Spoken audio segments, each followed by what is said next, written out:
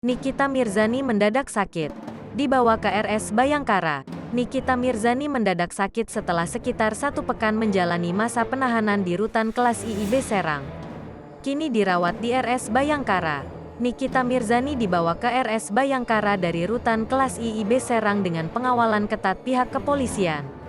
Belum diketahui sakit yang diderita Nikita Mirzani sehingga harus dikeluarkan dari rutan kelas IIB Serang dan dipindahkan ke RS Bayangkara untuk perawatan.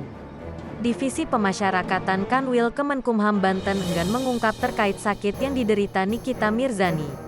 Terkait sakit Nikita Mirzani sudah dilaporkan ke Kejaksaan Negeri Serang sehingga ditindaklanjuti dengan membawa Nikita ke RS Bayangkara. Nikita Mirzani dilarikan ke rumah sakit dari rutan kelas IIB Serang tempatnya ditahan.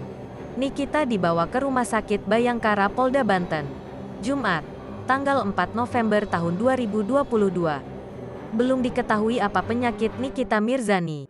Kepala Divisi Pemasyarakatan Kanwil Kemenkumham Banten, Mas Juno, membenarkan Nikita Mirzani dirawat.